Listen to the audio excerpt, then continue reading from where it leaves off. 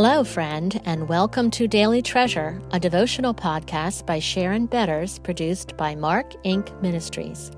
And I'm your narrator, Jane Ann Wilson. This week's guest writer has been our friend Ellen Dykus, and today's devotional is Desires and Disappointments, Deep Truths from Two Mentors. Today's treasure is, Therefore, since we are surrounded by so great a cloud of witnesses, let us also lay aside every weight and sin which clings so closely, and let us run with endurance the race that is set before us, looking to Jesus, the founder and perfecter of our faith, who for the joy that was set before him endured the cross, despising the shame, and is seated at the right hand of the throne of God. Consider him who endured from sinners such hostility against himself, so that you may not grow weary or faint-hearted.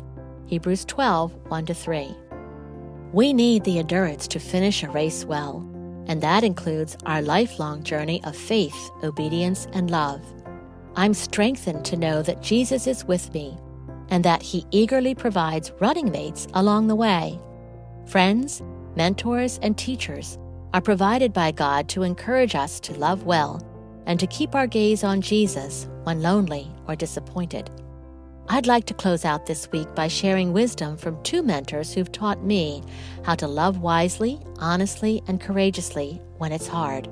Amy Carmichael has discipled me for years through her books. As a fellow single woman who faced various disappointments, I've felt a unique kinship with her. The poem below is one I've had on my heart often when life didn't flow the way I wanted. Rose from Briar. Thou hast not that, my child, but thou hast me. And am not I alone enough for thee? I know it all, know how thy heart was set upon this joy which is not given yet. And well I know how through the wistful days thou walkest all the dear familiar ways, as unregarded as a breath of air, but there in love and longing, always there. I know it all, but from thy briar shall blow a rose for others.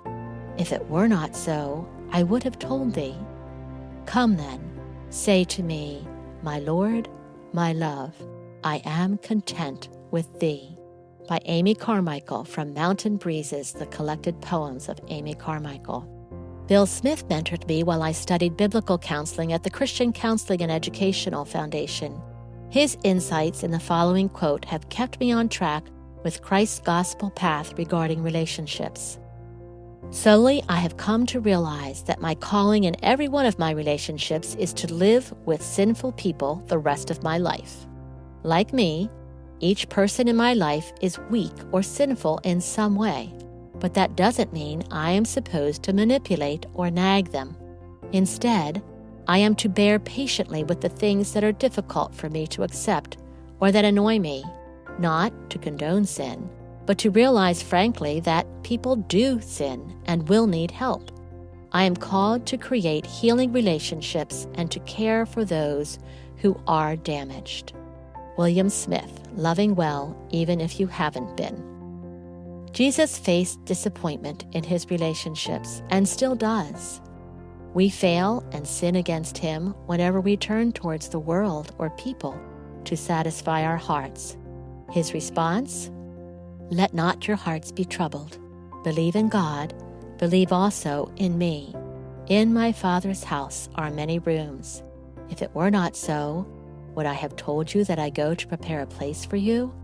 And if I go and prepare a place for you, I will come again and will take you to myself, that where I am, you may be also. John 14, 1-3. Well, friends, we're wrapping up our time with Ellen, and I know that you hate to do that as much as I do. I hope that you will check out the podcast that I've had with Ellen. You can go to helpandhopenow.org, click the Help and Hope link where you can look for my conversations with Ellen. They are so good. Ellen has so much wisdom to share with us, and I know that you will be encouraged by these conversations as well. I want to tell you about another Help and Hope podcast that we are introducing this week, and it is with Jillian Benfield. And Jillian shares with my son Chuck and I her journey through the unexpected birth of her sweet little boy who was born with Down syndrome. She was 26 years old.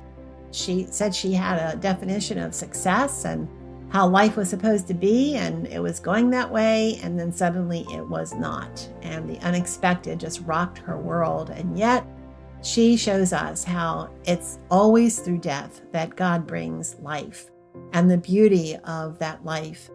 What we had may never be again, and yet God brings incredible beauty from the pieces of our broken hearts, our broken journeys.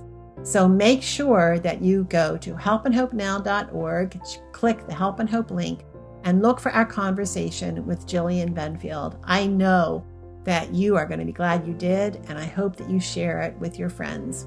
I'm Sharon Betters, and I look forward to being with you again tomorrow as we introduce a new guest writer for our What She Said series.